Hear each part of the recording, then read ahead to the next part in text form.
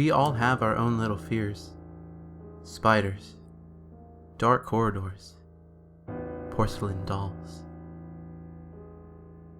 Some people have some very strange and obscure fears, like things not being organized. Some people are afraid of not being perfect or being alone. But we have to be choosy about the things we decide to fear. Someday, perhaps in our dreams, or slowly creeping into reality, those fears will take over our lives. Spiders will invade your home. They will be in every cabinet, skittering over the walls and crawling over you in your sleep. Their small, beady eyes will stare at you from all of the walls of your home, and you will never be able to leave your home again. Soon, all you will be able to see is spiders. All of the pictures on your walls, the windows in your house, the food that you will try to eat, will all be covered with the 8-legged creatures. Spiders of all sizes and species will crawl along with your every footstep, and some big black ones will jitter into corners when you enter the room. The spiders will nip at you until there is nothing left.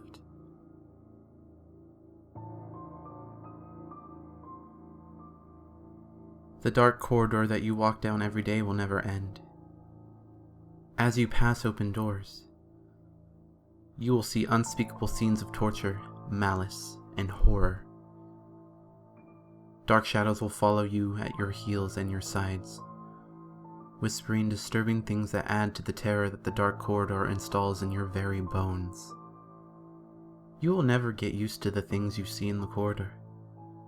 The things that slither out of the doors and bite at your heels and arms only hasten your pace. If you somehow reach the end without giving into madness, you will be swallowed up by the darkness and thrust into the pits of anguish along with the others who have walked this corridor.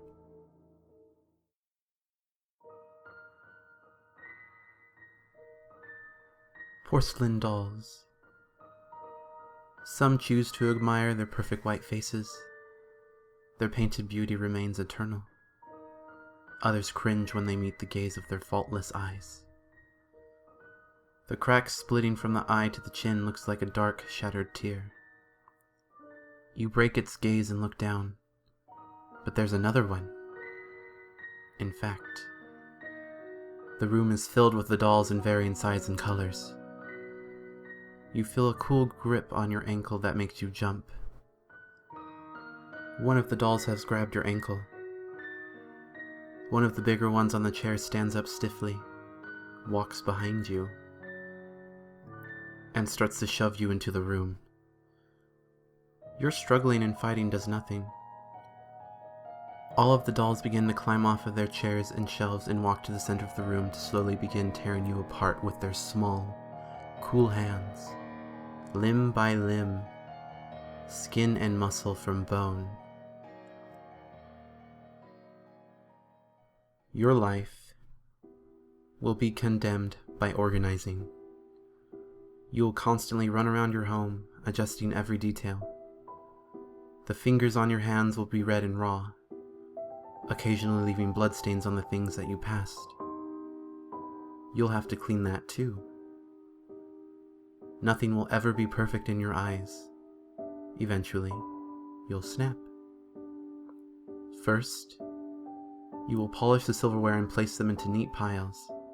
Then, taking one of the shine spoons, you will gorge out your eyes to save yourself from seeing the rest of the unorganized world. But, realizing that the spoon is now bloodied and the red droplets are beginning to cover the floor, you will begin to feebly attempt to clean the mess.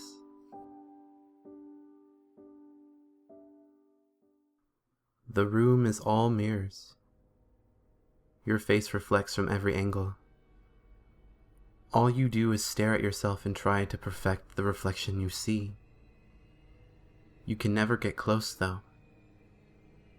People have come in and told you that you look beautiful, but you never believed them. Eventually, they stopped coming, but you didn't care. Now you had more time and fewer distractions to try and make yourself the image that you have always dreamt of. Things like eating don't matter too much anymore. Though you do eat and drink a little bit every now and then, so you can survive and continue your ever-present task. One day, though, it becomes too much. You scream your throat raw and claw at your face until your hands and arms are coated in blood, and only your skull remains.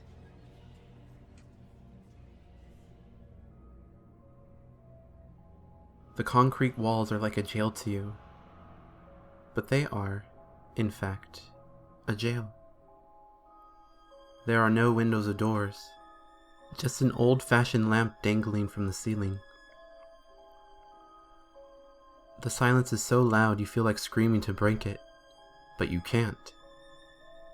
The emptiness paralyzes you. You bury your face in your hands, so you don't see where they came from. 1 second, the room is empty. But the next, there are black forms spread throughout the room. The relief that you were expecting didn't come, only fear.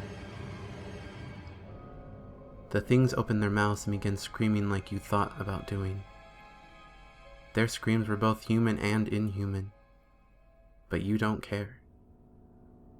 All you care about is that they're loud, really, really loud. They pierce your ears and numb your brain of any thoughts besides the black forms and the screaming. Your ears begin to bleed, and your head starts to split as you now wish that you were alone again. You see? Fears can lead to some horrible things. Things you may regret when the time comes when they come for you. Now, really think about it. What are you really afraid of? Because you don't want it to be something you will repent when your time comes.